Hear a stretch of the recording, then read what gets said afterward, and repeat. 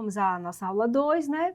Como é formado e como funciona o Conselho Tutelar. A gente já viu lá na aula 1 o que é o Conselho Tutelar, né? A gente já fez ali foi miudinho lá tentando entender o que significa autonomia, o que é um órgão jurisdicional, por que diz que ele é encarregado pela sociedade, que é exatamente a questão de que o conselheiro, ele precisa passar pelo processo de escolha, que vocês sabem mais do que o que significa, né? E hoje a gente vai começar a discutir aqui como é que é formado esse Conselho Tutelar, né? E como ele funciona, como ele deve funcionar. Bem, primeira coisa é entender que nós temos uma resolução, né? A resolução 231 do ano de 2022, que é do Conselho Nacional dos Direitos da Criança e do Adolescente, CONANDA, que de acordo com o Supremo Federal tem força de lei as resoluções, né? Essa não é diferente. Então, quando eu falar aqui resolução, eu estou falando automaticamente que são dispositivos normativos que devem ser obrigatoriamente seguidos. Não tem, eu vou escolher se eu quero seguir ou não, tá? É obrigatório. Então, esse funcionamento, essa remuneração do Conselho Tutelar, eles devem ser regidos por leis específicas dentro da municipalidade ou dentro do distrito. Nesse caso, no Ceará, nós estamos falando dos municípios, né? Claro. Então, ele não pode, esse regimento, digamos, vamos chamar assim, né? Que é uma lei municipal, não estou falando de regimento interno, estou falando da lei municipal, né? Dentro dessa lei municipal, deve estar lá disposto como vai ser esse funcionamento do órgão, né? Evidentemente, respaldado pela lei federal, não pode fugir da lei federal e nem da resolução 231 do CONANDA, né? Se você observa como é que está a lei do seu município, se tiver alguma coisa que apresente divergência em relação a esses dois dispositivos, é porque a lei precisa ser revista, né? Precisa ser corrigida. E lá nesse dispositivo deve dizer qual a função do Conselho Tutelar e qual o horário de funcionamento. Então, tem assim, é uma coisa que está muito solta ainda. Por exemplo, alguns municípios, o Conselho Tutelar trabalha 40 horas. Por quê? Agora, a resolução do CONANDA deixa bem claro que é dedicação exclusiva. Mas aí tem uns que são plantonistas, outros que têm sobreaviso, outros que só trabalham em horário comercial, outros só trabalham, não sei, o funcionamento. Isso quem vai fazer, dizer como é que deve ser esse funcionamento é a lei municipal, né? Então, você olha para o seu município e veja como está. Até hoje não tem um regramento nacional que, digamos, obrigue, né, como é que deva ser essa estrutura de horário e tal. Então, o próprio município é quem vai determinar, tá? Agora, a orientação da resolução é importante que seja seguida. Esse órgão ele deve ter um regimento interno, esse regimento não pode fugir a esse regramento também, evidentemente, né? E lá, nesse regimento, ele deve ser apresentado para o Conselho Municipal dos Direitos da Criança e do Adolescente, que é o órgão que assume a competência dentro do sistema de garantia de controlar todo o conjunto da política pública e deliberar. Não é diferente para o Conselho Tutelar, né? Então, passa por lá também. Eu queria trazer para a gente, assim, que a primeira coisa que é importante nessa questão do funcionamento do Conselho Tutelar é ter o entendimento de que o Conselho Tutelar e o Conselho de Direitos são irmãos gêmeos e siameses. Eu gosto muito de repetir isso, né? Por quê? Entendendo aqui que digamos assim, essa integração entre os dois órgãos, que é uma integração que já está prevista na Resolução 113, ela não tem uma hierarquia, né? O padrão do sistema de garantia garante uma horizontalidade entre todos os órgãos. Então, não vai ter um órgão que vai mandar no Conselho Tutelar. O Conselho de Direito e o Conselho Tutelar precisam caminhar lado a lado, caminhar juntos, embora não tenha essa hierarquia. Por quê? Porque enquanto o Conselho Tutelar é o órgão que está mais próximo da sociedade e que evidencia de perto, faz o tratamento no campo das violações dos direitos da criança e do adolescente, ele precisa encaminhar isso para o Conselho de Direito. Por quê? Porque o Conselho de Direito é que vai se preocupar, por exemplo, em organizar, sistematizar o diagnóstico.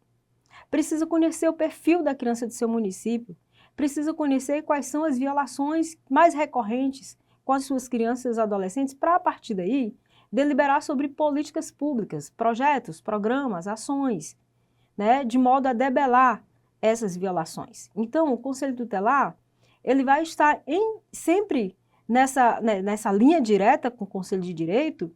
Inclusive, a Resolução 231 do CONANDA deixa claro que o Conselho Tutelar, trimestralmente, e também o Estatuto fala sobre isso, né, deve apresentar ao Conselho Municipal um relatório. Nesse relatório deve constar da notícia de como se encontra esse atendimento da criança e do adolescente e também como se deu, como vem se dando, como o Conselho Tutelar vem, inclusive, emitindo parecer sobre a fiscalização dos órgãos que prestam atendimento à criança e adolescente dentro do município.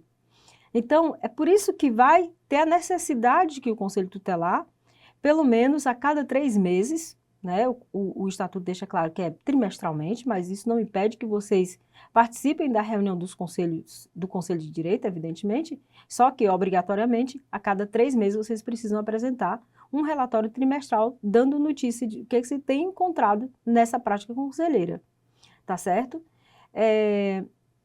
Uma coisa também importante é entender que, Mônica, por que que no meu município tem só uma unidade de Conselho Tutelar? Quem determina e se tem mais de uma unidade de Conselho Tutelar, quem é que vai organizar territorialmente isso? Isso é o Conselho de Direito. Exatamente com o conhecimento de causa de quantas crianças existem na municipalidade, como essas crianças estão distribuídas dentro do município, quais são os territórios que mais necessitam dessa prática do Conselho Tutelar. Então, ele que vai fazer essa distribuição. Uma coisa importante é que o CONANDA deixa claro que para cada 100 mil habitantes deva existir uma sede de Conselho Tutelar, uma unidade de Conselho Tutelar, né? Bem, e se no meu município a gente tiver menos de 100 mil, digamos, menos de 100 mil habitantes, não vai ter Conselho Tutelar? Vai ter Conselho Tutelar. E no meu município, se a questão territorial for uma coisa ampla, que não dê conta, pode criar mais de um Conselho Tutelar? Pode criar Conselho Tutelar, tá? Mas com um estudo disso, um estudo de realidade, né, que entenda como é que está a situação. Eu falei do relatório trimestral e olha só, quando o Conselho Tutelar apresenta esse relatório trimestral, é para o Conselho de Direito dar devolutiva disso. Não adianta o Conselho Tutelar ir lá, fazer todo um levantamento do atendimento que foi feito, das crianças que sofreram ameaça ou violação de seus direitos, dizer quais foram as tratativas que foram dadas e quais foram os percalços que foram encontrados pelo Conselho Tutelar dentro da rede de garantia dos direitos, né? E o Conselho de Direito não fazer nada. Então, quando o Conselho de Direito recebe essas informações que foram prestadas no relatório trimestral, ele precisa deliberar e precisa fazer o controle, traçar estratégias, né, para que algumas falhas que existam dentro da rede de serviço, elas possam ser superadas, porque senão não adianta estar elaborando relatório, apresentando a cada 3 meses, o Conselho de Direito tomando conhecimento e nada é feito. Por isso que eu estou dizendo que um não caminha sem o outro.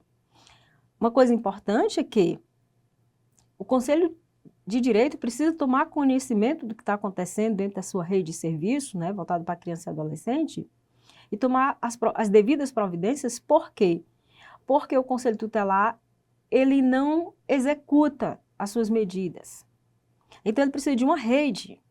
Ele delibera, o Conselho Tutelar, ele é requisitador. Né? A gente vai já ver isso nas atribuições. Ele é um órgão requisitador. Então, ele mesmo não executa. Ele manda que o órgão X execute. Né? Quando ele faz isso, ele precisa de uma rede de serviço. Porque ele próprio não vai ser aquela pessoa que eu vou, por exemplo, vou requisitar que seja feito um exame de corpo de delito de uma criança e eu mesmo vou fazer. Eu vou correr para fazer. Não vai existir isso. Então, quem é que vai fazer? E aí, dentro da rede, é que vai criar um protocolo de atendimento e criar um conjunto que aponte o fluxo do atendimento. Quem faz isso? O Conselho de Direito. O Conselho de Direito é que convoca os órgãos que integram a rede de serviço e diz, pessoal, diante de uma situação X, de uma violação tal da criança no nosso município, como é que nós vamos desenhar o fluxo disso? Como é que vai ser esse atendimento? Qual órgão que vai atender assim e tal? E principalmente hoje, olhando que nós temos normativas complementares, como por exemplo a Lei 3.431 de 2017, que reza sobre a criação de um sistema de garantia específico voltado para crianças que é vítima ou testemunha de violência.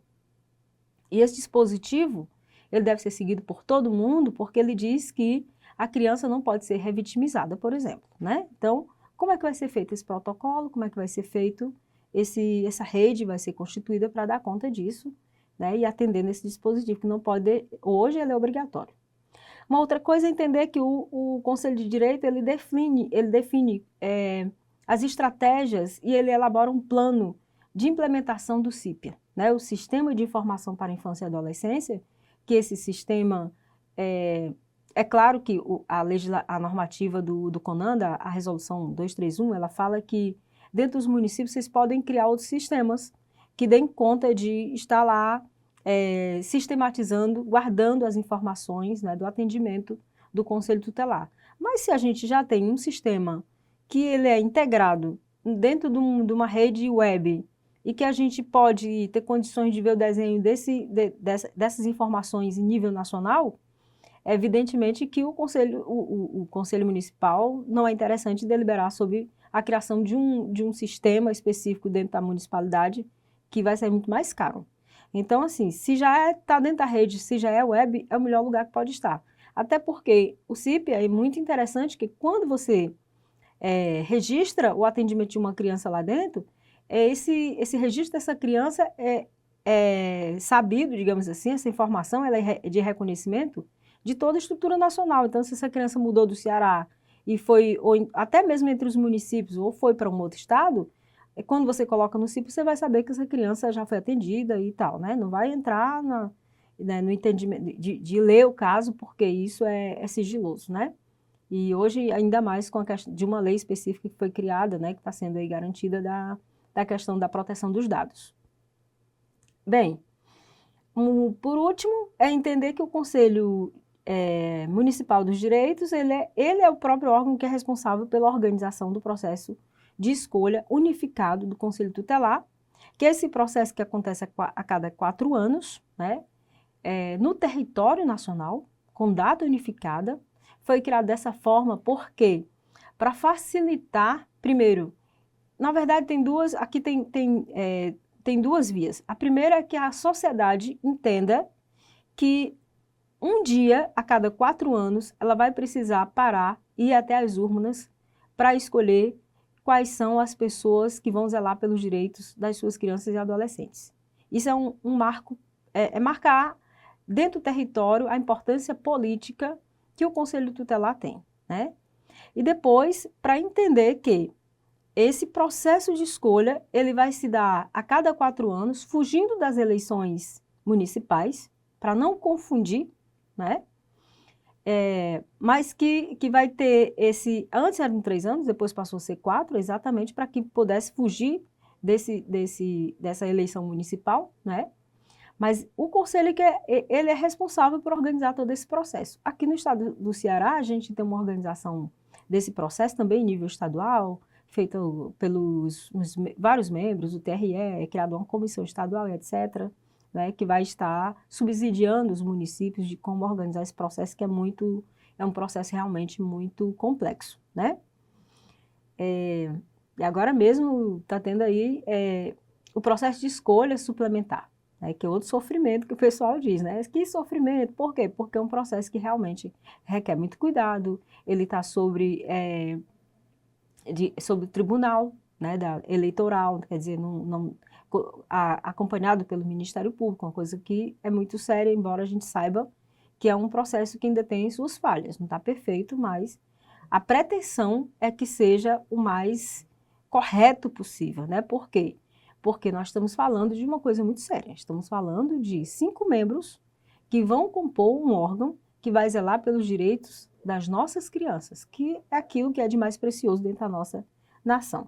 Bom, dito isso, a gente fecha aqui a nossa aula, né? Espero que vocês tenham compreendido um pouco essa correlação, né, entre Conselho de Direito e Conselho Tutelar, entendendo aqui que o funcionamento, uma coisa que eu queria deixar bem clara sobre a questão do funcionamento do Conselho Tutelar é que a resolução 231 do CONANDA, ela determina tudo, né? Como é que deve ser a sala do atendimento, que tem que ter uma placa para que a sociedade possa saber, todo mundo saiba onde é que é a sede do conselho, e dentre outras coisas que estão lá previstas na resolução, que eu não preciso trazer para nós aqui, que já está descrito, né? Então, é basicamente isso.